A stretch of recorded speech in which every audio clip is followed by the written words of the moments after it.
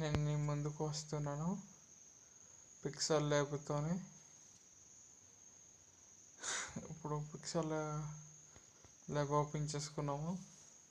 ఏదైనా టెక్స్ట్ రాసుకోవాలనుకుంటే మనకు ఇక మనం టెక్స్ట్ రాసుకోవచ్చు అనమాట. మనకు నచ్చింది అనమాట. ఇలాగే పెన్సిల్ సింబల్స్ వేసుకుంటాం, ఇక్కడ చేంజ్ చేసుకుంటాం అనమాట. మనం ఏదైనా యూట్యూబ్లో థంబ్నెయిల్స్ కానీ ఇవి కానీ అవి కానీ మనం ఏదైనా చూద్దాం. క్రియేటర్ అని పెట్టామనుకో, క్రియేట్ అని ఒకటి పెట్టామన్నమాట.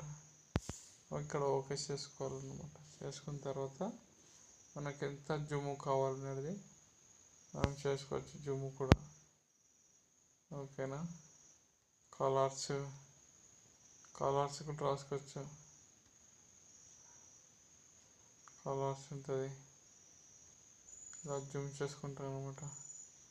టెక్స్ట్ డిలీట్ చేసుకుంటున్నాం. క్రియేట్ అనమాట రాసుకున్నాం. ఇక్కడ మనము పెద్దగా చేసుకోవచ్చు అనమాట.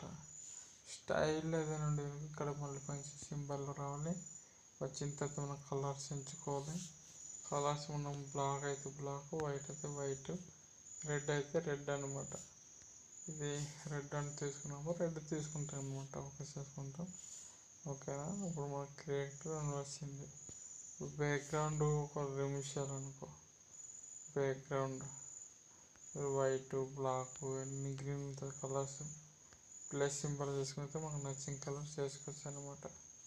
ఇలాగ ఈ విధంగా పిక్సెల్ ల్యాబ్తో ఇప్పుడు మనకి తీసిస్తున్నాం, డిలీట్ చేసుకుంటాం అనమాట. ఇప్పుడు పిక్సెల్ ల్యాబ్తో ఇంకొకటి చేసుకోవచ్చు. ట్రిక్స్ ఉంటాయి మనకి. సింబల్స్ కావాలంటే ఆ సింబల్స్ ఉంటాయి,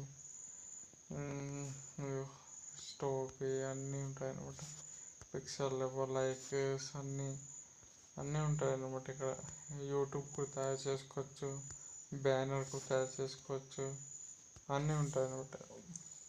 అలాగే ఇప్పుడు మనము మనం ఫోటో పెట్టేసుకున్నాం అనుకో, ఫోటో కూడా పెట్టేసుకుంటున్నాం. ఫోటో అనుకో, ఈ విధంగా మనం లాక్ చేసుకోవచ్చు కూడా. లాక్ చేసుకుంటే మాత్రం అది కదలకూడదు కదా. మళ్ళీ ఇక్కడ క్లిక్ చేస్తాం, ఇక్కడ లాక్ చేస్తాం అనమాట.